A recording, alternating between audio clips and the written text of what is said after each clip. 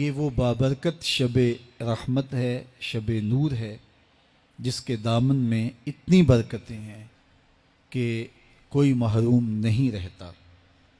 صرف وہ بد نصیب لوگ جو شرک میں مبتلا ہیں، جو سخت کینہ پرور ہیں، جو قطع رحمی کرتے ہیں، قاتل ہیں، عادی شرابی یا بدکار ہیں، انہیں اس مبارک رات میں محروم رکھا جاتا ہے، ورنہ اللہ کی رحمتوں کا عموم اس بابرکت راتوں میں اس قدر ہوتا ہے کہ کوئی گناہ گار جو اس کے حضور ہاتھ دعا کے لیے اٹھاتا ہے اور اپنا دامن پھیلا کے اس کی رحمتیں مانگتا ہے، اسے محروم نہیں رکھا جاتا، بلکہ اللہ سب گناہ گاروں کو جہنم کی آگ سے آزاد کر دیتا ہے۔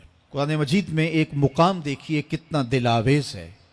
فرمایا ما یفعل اللہ بعذابکم، اللہ تمہیں عذاب دے کے کیا کرے گا؟ اس کی یہ چاہت نہیں ہے کہ تمہیں عذاب میں مبتلا کرے، اس کی چاہت یہ ہے کہ تم اس کی چوکھٹ پہ آؤ، جھولی پھیلاؤ، اس سے خیرات اور رحمت مانگو، اور وہ تمہارے ماضی کے سارے گناہ معاف کر کے، ساری غلطیاں معاف کر کے تمہیں اپنی رحمتوں سے مالا مال فرما دے۔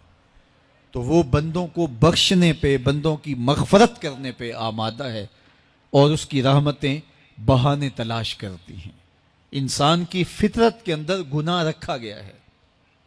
آگ، ہوا، مٹی، پانی، یہ ان چار چیزوں کا مرکب ہے۔ اس کے جو عناصر ہیں اس میں کبھی اعتدال قائم نہیں رہتا، اور اس سے گناہ سرزد ہو جاتے ہیں۔ گناہ کرنے کے بعد بندے کا اس گناہ پہ اصرار کرنا، اڑ جانا، ضد کرنا، توبہ نہ کرنا اللہ کو یہ پسند نہیں۔ لیکن اگر اس سے گناہ سرزد ہو جائے تو پھر وہ توبہ کر لے تو اللہ کو یہ بہت زیادہ پسند ہے۔ جو اس سے ہو سکے نیکی وہ اللہ کے حضور پیش کرے، لیکن اس کے اندر جو شر رکھی گئی ہے، اس کے اندر جو قوتیں گناہ کی رکھی گئی ہیں، اس سے اگر اس سے گناہ سرزد ہو جائے تو پھر وہ اللہ سے توبہ کرے، اللہ کی طرف رجوع کرے، تو اللہ اس کی توبہ کو نہ صرف قبول کرتا ہے بلکہ اس کے گناہوں کو معاف کرتا ہے اور گناہوں کو بدل کے نیکیوں میں تبدیل کر دیتا ہے۔ جب گناہ نیکیوں میں تبدیل ہو گئے تو جتنا بڑا گناہ گار تھا اتنا بڑا نیکوکار ہو گیا۔ حضرت سیدنا عمر رضی اللہ تعالیٰ عنہ بازار میں جا رہے تھے تو ایک شرابی نے ہاتھ میں بوتل پکڑی تھی شراب کی، تو حضرت عمر ہاتھ میں درہ رکھتے تھے اور آپ کا جاہ و جلال دیدنیت ہوتا، تو جو ہی حضرت عمر رضی اللہ تعالیٰ عنہ کو اس نے دیکھا تو ڈر گیا، اور دل ہی دل میں کہا اے اللہ آج عمر کے قہر سے بچا لے، میں تیری بارگاہ میں سچی توبہ کرتا ہوں، اور جلدی سے شراب کو بغل میں چھپا لیا۔ اتنے میں حضرت عمر سر پہ پہنچ گئے اور گرج کر کڑک کے کہا کہ یہ تیری بغل میں کیا ہے؟ چونکہ اس کو بوتل چھپاتے دیکھا تھا تو وہ ڈر گیا، اور ڈرتے ڈرتے کہنے لگا حضرت یہ سرکہ ہے۔ اب تھی تو شراب، لیکن ڈرتے ہوئے بولا حضرت سرکہ ہے۔ تو حضرت عمر نے کہا نکال۔ جب نکالا تو شراب نہیں تھی، واقعی سرکہ بن چکا تھا۔ تو جب اللہ کے حضور کوئی توبہ کرتا ہے، اللہ اس کے گناہوں کو بدل کے نیکیوں میں تبدیل کر دیتا ہے۔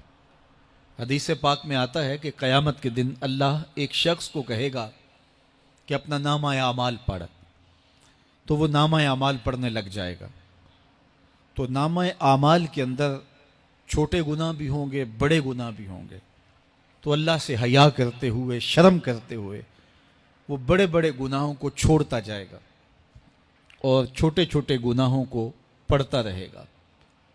جب وہ سارے گناہ پڑھ چکے گا اور کتاب ختم ہوگی تو اللہ تعالیٰ اسے فرمائے گا میرے بندے تو نے یہ جتنے گناہ پڑھے ہیں میں نے سب کو بدل کے نیکیوں میں تبدیل کر دیا۔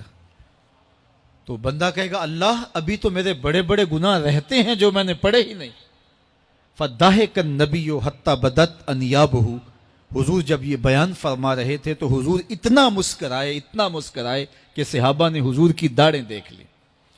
تو پہلے وہ بڑے بڑے گناہ چھوڑے جا رہا تھا، لیکن جب اللہ فرمائے گا کہ میں تیرے گناہوں کو بدل کے نیکیوں میں تبدیل کر دیا تو وہ کہے گا ابھی تو بڑے بڑے گناہ رہتے جو میں نے ابھی پڑھے ہی نہیں. تو جب کوئی بندہ اس کے حضور توبہ کرتا ہے، اللہ یہ نہیں دیکھتا اس نے گناہ کتنے کیے ہیں، یہ دیکھتا ہے بندہ آیا میری چوکھٹ پہ ہے تو اللہ اس کے پچھلے سارے گناہ معاف فرما دے.